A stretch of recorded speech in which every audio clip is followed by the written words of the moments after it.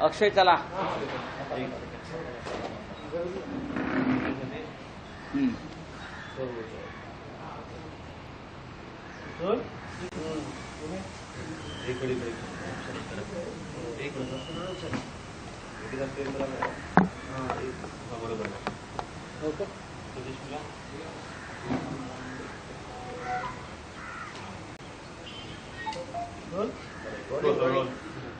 Sir, अशी माहिती मिळते की काल शरद पवार गटाची आणि उद्धव ठाकरे यांची एक बैठक झाली मातोश्रीवर आणि यामध्ये लोकसभा जागांच्या संदर्भात बोलणी झाली. आपल्यामध्ये पहिली बोलणी असेल किंवा त्यामध्ये काही 10 ते 15 जागा घेण्यावरून चर्चा झाली. बघा, वृत्तपत्रामध्ये मीडियामध्ये या बातम्या येत आहेत महाविकास आघाडीतल्या जागा वाटपा संदर्भात. मी आज एक स्पष्ट करतो, काँग्रेस, राष्ट्रवादी काँग्रेस पक्ष आणि शिवसेना यांच्याविषयी ज्या बातम्या प्रसिद्ध होत आहेत की आमच्यात मतभेद आहेत, आमच्यामध्ये काहीतरी जागा वाटपावरून धुसफूस आहे, असं अजिबात नाही. तिन्ही पक्षामध्ये जागा वाटपासंदर्भात अत्यंत चांगला समन्वय आणि समंजसपणा आहे. तुम्ही वृत्तपत्रातल्या बातम्या आणि या काही लोक ज्या अफवा पसरवतात त्याच्यावर जाऊ नका. 48 जागा या महाराष्ट्रामध्ये आहेत आणि त्या जागांचं वाटप जे आहे हे मेरिटनुसारच होईल. आमचं सूत्र पहिल्यापासून आहे, जिंकेल त्याची जागा, आकडा वाढवायला जागा नाही. हा, नक्कीच आम्ही शिवसेनेची एक भूमिका वारंवार राहिलेली आहे की आम्ही 23 जागा लढत राहिलो, तर 23 जागावरती आम्ही लढणं गरजेचं आहे. याच्यामध्ये काय कोणाला आक्षेप घेण्याचं कारण नाही. चर्चा सुरू आहेत ना. एखादी जागेवरती काँग्रेस किंवा राष्ट्रवादी काँग्रेस पक्षाचा दावा आमच्यापेक्षा मजबूत असेल तर नक्कीच त्याचा विचार होऊ शकतो. एखाद्या जागेवर आमचा दावा मजबूत असेल तर त्याच्यावर चर्चा होऊ शकते. आता काल जो आपला प्रश्न आहे की काल वंचित बहुजन आघाडीशी आमची चर्चा सुरू आहे. बाळासाहेब आंबेडकरांनी काही लोक त्यासाठी त्यांचे पक्षातले प्रमुख लोक चर्चेसाठी लिखूड केलेले आहेत. स्वतः बाळासाहेब आंबेडकर संपर्कात आहेत. काल राष्ट्रवादी काँग्रेसचे जयंतराव पाटील, जितेंद्र आव्हाड हे मातोश्रीवर आले होते आणि साधारण माननीय उद्धवजी तिथे उपस्थित होते, मी होतो, शुभा देसाई होते. 2-2.5 तास आमच्यामध्ये अत्यंत चांगल्या वातावरणामध्ये चर्चा झाली. चर्चा जागा वाटपावरूनच झाली. राष्ट्रवादी काँग्रेस कोणत्या जागा लढवू शकते,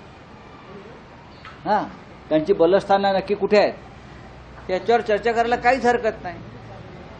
आणि ती चर्चा काल झाली. चर्चा उत्तम झाली.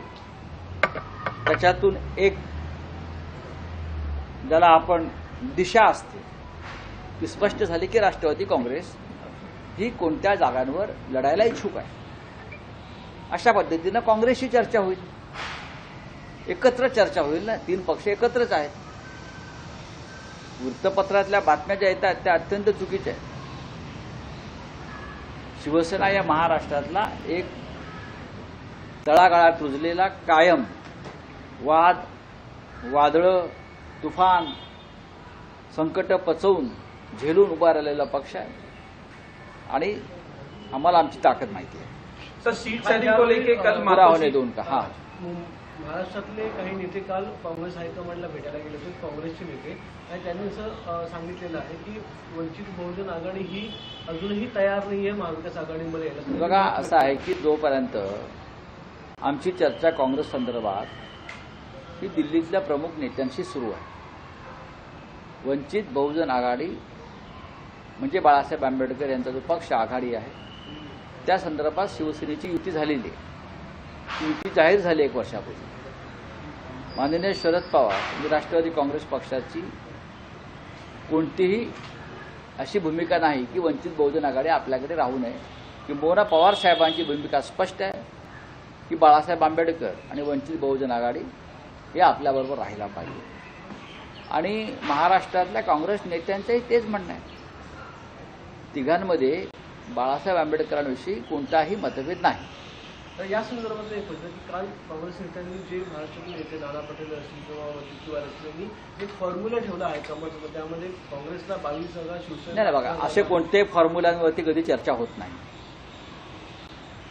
काल जयंतराव पाटील बसले होते, त्यांच्याकडे कोणताही फॉर्म्युला नव्हता. जसं म्हटलं ना, जिंकेल त्याची जागा, मेरिटवर जागा, मेरिटवर जिंकण्याचं मेरिट ज्या मतदारसंघात ज्या पक्षाचं आहे त्यांच्याकडे ती जागा राहील. हे 3 पक्षाचं सूत्र आहे. कोण काय बोलते त्याच्यावरती तुम्ही जाऊ नका.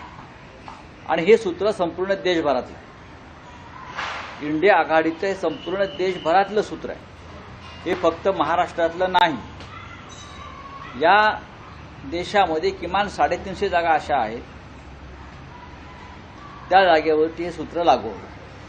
सर, सीट शेयरिंग को लेके कल मातोश्री पे मीटिंग हुई, एनसीपी के कुछ नेता आए थे सर. कुछ नहीं, पार्टी के प्रेसिडेंट जयंतराव पाटिल आए थे और जितेंद्र आवाड़ आए थे. कुछ हाँ, और किस तरह की मीटिंग हुई सकता है? बात ऐसी है कि महाराष्ट्र में महाविकास आघाड़ी का जो दिशा है सीट शेयरिंग की वो स्पष्ट है. उत्तर प्रदेश के पास सबसे बड़ा राज्य है सीटों के मामले में, 48 सीटें, 48. ये बड़ा आंकड़ा है. तो बहुत ही बारीकी से सीट शेयरिंग होनी चाहिए ऑन मेरिट. जो पार्टी जिस सीट पर चुनाव जीत सकती है, लड़ सकती है, उसका दावा उस सीट पर रहेगा. कोई फार्मूला नहीं है, ये आपका फार्मूला, ये मेरा फार्मूला, ये मेरा फार्मूला नहीं. देश में एक ही फार्मूला इंडिया आघाड़ी का, जो जीतेगा वो लड़ेगा, जो जीतेगा वो लड़ेगा. और महाराष्ट्र में भी ये फार्मूला पर हम काम कर रहे हैं. कल जयंतराव पाटिल, जितेंद्र आवाड़ जी आए थे, उद्धव ठाकरे साहब थे, सुभाष देसाई जी थे, मैं भी था. लगभग 2 घंटे हमारा डिस्कशन हो गया. उसमें स्पष्ट हो गया कि राष्ट्रवादी कांग्रेस पार्टी एनसीपी महाराष्ट्र में कौन से जगह पर चुनाव लड़ना चाहती है, उससे स्पष्ट हो गया. और ये भी समझना चाहिए, जैसे कांग्रेस के कोई ताकत वाले इलाके हैं, हमें मालूम है वहां सिर्फ कांग्रेस जीत सकती है, यहाँ शिवसेना जीत सकती है. तो हमारे में कोई मतभेद नहीं है. जो खबरें उड़ रही है ना, वो गलत है. तीनों पार्टी में आपस में अच्छा मेल है. बहुत संयम से हम सीट शेयरिंग के बारे में चर्चा कर रहे हैं. बाला साहेब आंबेडकर यानी प्रकाश आंबेडकर जी के बारे में भी चर्चा चल रही है. और जल्दी ही हम एक ऐसे नतीजे पर पहुंचेंगे तो महाराष्ट्र में एक आदर्श फॉर्मूला होगा महाराष्ट्र विकास आघाड़ी. सर, आपने कहा एक सूत्रों के अनुसार कांग्रेस यह बता रही है कि वो ये चाहते हैं कि they should contest from 27 seats and Shiv Sena of UBT camp should contest from around 21 seats. ये गलत है. ये आपके पास गलत जानकारी है. ऐसा कोई फार्मूला या ऐसी कोई बात किसी ने नहीं कही है. मैंने कहा ना, मेरिट पर सीट शेयरिंग हो, ये तीनों का सूत्र है.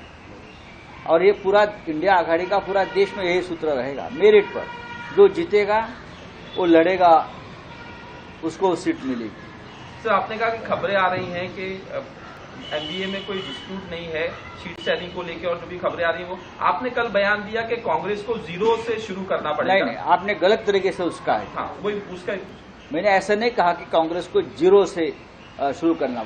मैंने ये नहीं कहा कि कांग्रेस 0 है. मैंने ये कहा है कि महाराष्ट्र में कांग्रेस है, कांग्रेस का कैडर है, कांग्रेस के नेता है, कांग्रेस पार्टी है, हमारे साथ उनका गठबंधन है और रहेगा. मैंने इतना ही कहा था भाई कि कांग्रेस के पास आज एक भी सांसद नहीं है. आज नहीं है एक भी सांसद. हमारे पास 18 थे, उसमें से कुछ चले गए, 6 बाकी है. एनसीपी के पास 4 या 5 थे, उसमें से 1-2 लोग चले गए. कांग्रेस के पास अभी कुछ नहीं है. लेकिन हम महाविकास आघाड़ी में एक दूसरे का हाथ पकड़कर लगभग 40 सीटें जीत पाएंगे. इस प्रकार की ताकत हमारे में है. उसमें कांग्रेस का भी एक योगदान रहेगा बड़ा. सर, आपने कहा कि कल को कांग्रेस के जो नेता हैं उनके पास कोई पद नहीं है, वो इस तरह से बातें कर रहे हैं. इस तरह से बातें कर रहे हैं. उनका कहना है कि शिवसेना एक सीट पे भी नहीं जीत सकती यहाँ. इस तरह से उनका बयान आया. आने तो ना बयान आने तो. आज हमारे पास महाराष्ट्र में 6 MP है, 6 MP है. और हमारी ये ताकत है, जो हमारा पुराना आंकड़ा था वो हम वापस जीत सकते हैं। एक भी सीट अगर नहीं जीत सकते तो आप भी नहीं जीतोगे, आप एक साथ मिलकर ही जीत पाओगे ना पूरे देश में। आज इस देश में ऐसी कोई पार्टी नहीं है जो अकेले अपने बूल-बत्ते पर जीत सकती है। भारतीय जनता पार्टी को भी जीतने के लिए ईवीएम चाहिए ना, वो थोड़ा अकेले जीत सकती है। उनका अलायंस ईवीएम से है, तो ईवीएम के सिवा जीत सकती है क्या? ले लो बैलेट पेपर पे चुनाव, तो सबको कोई ना कोई चाहिए साथ में, किसी को ईवीएम चाहिए, किसी को और साथी चाहिए। तो ये हमको मालूम है क्या करना है। सर, राम मंदिर के बारे में जानना चाहेंगे सर, इस पर पॉलिटिक्स खत्म होने का नाम नहीं ले रही है। कई नेताओं का ये कहना है कि उनको इनविटेशन नहीं आ रहा। सर क्या अभी इतना ही बाकी है कि 22 तारीख को बीजेपी की तरफ से ऐलान होगा कि हम प्रभु श्री राम को ही चुनाव में खड़े कर रहे हैं। हाँ, इतना ऐलान होना बाकी है कि हमारे कैंडिडेट अयोध्या से या कहां से प्रभु श्री राम है। अब यही कहना बाकी है। इतना पॉलिटिक्स चल रहा है राम जी के नाम पर। सर नवीन वर्ष येते, अनेक नेत्यांचे काय काही संकल्प असतात, तर 2024 साठी आपला काय संकल्प आहे? 2024 साठी आमचा हा संकल्प आहे शिवसेनेचा, या महाराष्ट्रामध्ये शिवसेनेला पुन्हा एकदा शिखरावर न्यायचं, शिवसेनेचा मुख्यमंत्री निर्माण करायचा आणि शिवसेना हा पहिला क्रमांकाचा पक्ष करायचा, हा आमचा संकल्प आहे। हे आमचं स्वप्न नाही तर संकल्प आहे आणि ते आम्ही स्वप्न पूर्ण करू। या महाराष्ट्रासह देशातल्या हुकुमशाहीचा नायनाट करायचा आणि हुकुमशाहीच्या छाताडावर या देशामध्ये लोकशाहीची ध्वजा फडकवायची, हा आमचा संकल्प आहे। सर, महायुती आणि इतर पक्षांना मोठी धोक्याची घंटा असते, महायुती आणि इतर पक्षांना मोठी धोक्याची घंटा आहे असं जयंत पाटील म्हणतात। भाजप सोबत गेले त्यांना संपवून टाकले जातं, भाजप अनेक लोकांना मर्ज करणार देखील असं सांगतात। काल जयंतराव होते आमच्याबरोबर, त्या संदर्भात चर्चा झाली। जे भाजप बरोबर गेलेले आहेत दोन्ही गटाचे लोक, त्यांना स्वतःचं अस्तित्व नष्ट करून राजकीय अस्तित्वासाठी त्यांना भाजपात विलीन व्हावं लागेल, हे सत्य। तो नीतीश कुमार जैसे यूपी के अध्यक्ष बने हैं, बीजेपी टोल कर रही है कि आप बीजेपी को आप देख रहे थे, अब उनका डिमोशन हो गया। मुझे नहीं लगता है। जेडीयू के वो सर्वोच्च नेता है जिनके नाम पर वो पार्टी चलती है, और पार्टी का अध्यक्ष किसको बनना है किसको नहीं बनना है ये पार्टी की कार्यकारिणी तय करती है। मैंने देखा है कि पार्टी की कार्यकारिणी पटना में दिल्ली में हुई है और उसमें नीतीश जी को अध्यक्ष चुना है। उसमें बीजेपी को दुख पेट में दर्द होने का कारण क्या है? हम पूछते हैं क्या आपने किसको किया? नीतीश कुमार जी की पार्टी है, नीतीश कुमार बनेंगे। शिवसेना किसको अध्यक्ष करना है, प्रमुख करना है, शिवसेना तय करेगी।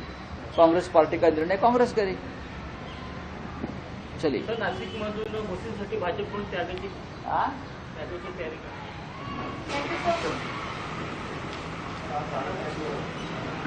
Thanks sir.